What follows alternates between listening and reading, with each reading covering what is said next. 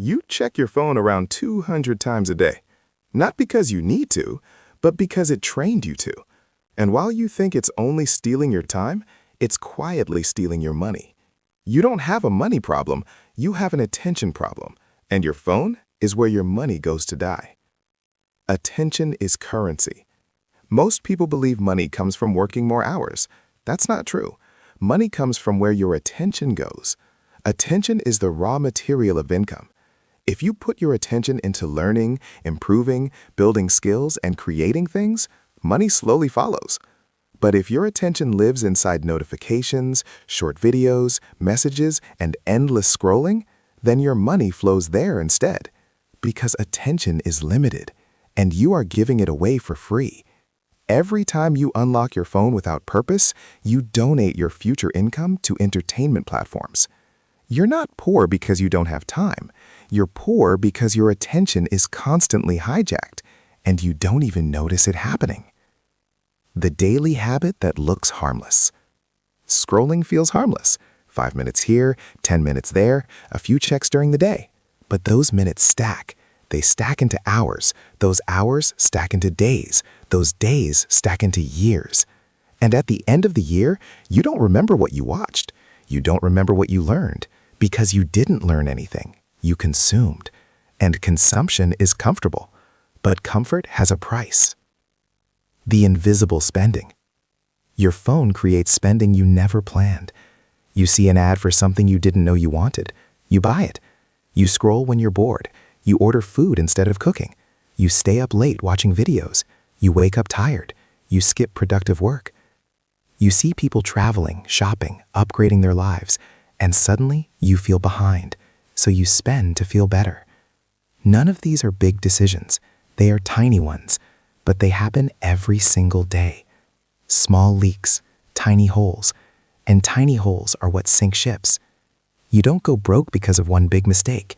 You go broke because of thousands of small, emotional decisions influenced by what you see on this screen. The cost you never calculate. Here's the part nobody talks about. It's not the money you spend. It's the money you never make. 1 hour scrolling is 1 hour not learning a skill. 1 hour watching videos is 1 hour not building something. 1 hour distracted is 1 hour your future income disappears. Do this every day for a year. You don't just lose time. You lose the version of you that could earn more. You lose opportunities you never even see. You lose growth that never happens. Your phone is not costing you $10 or $20. It's costing you the income of the person you could have become. And that's invisible, which is why it's dangerous. Dopamine is making you financially weak. Your brain gets fast dopamine from scrolling. Quick reward, no effort. But making money requires the opposite. Slow focus, boredom, deep work, the exact mental state your phone trains you to hate. So when it's time to sit down and do something useful, your brain resists. You feel restless. You feel bored. You feel like checking your phone again. You're not lazy. You're conditioned. Your brain has been trained to avoid the exact discomfort required to improve your finances. And addiction is expensive. Very expensive. Step 3. Kill the drafts. Moving air is heat theft. You might not even feel it, but tiny drafts around windows and doors constantly strip warmth from your skin through convection. Find them. Windows, doors, vents, cracks. Use towels, clothes, tape, blankets, whatever you have to block them. Then do something smarter. Don't try to exist in the whole house. Pick the smallest room available, a bedroom, a closet, any small enclosed space. Close the door. Hang blankets over windows. You're not trying to warm a house. You're shrinking the volume of air your body has to heat. A smaller space gets warmer faster from nothing but your body heat. Step 4. The Mylar blanket trick almost everyone gets wrong. Those shiny emergency blankets people buy and throw in a drawer, they're one of the most powerful survival tools you own, and almost nobody uses them correctly. Mylar doesn't create heat, it reflects radiation. Your body is constantly radiating infrared heat into the room. You can't see it, but it's happening non-stop. If you wrap a Mylar blanket around yourself with the shiny side facing your body, it reflects that heat back to you. Even better, put the Mylar under a regular blanket or jacket. Now you're blocking radiation and convection at the same time. You've just built a personal heat mirror, and it weighs less than a sheet of paper.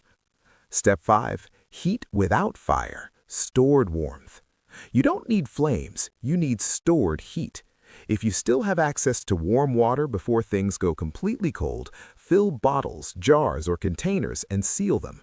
Wrap them in cloth and place them near your core, chest, stomach, groin, armpits.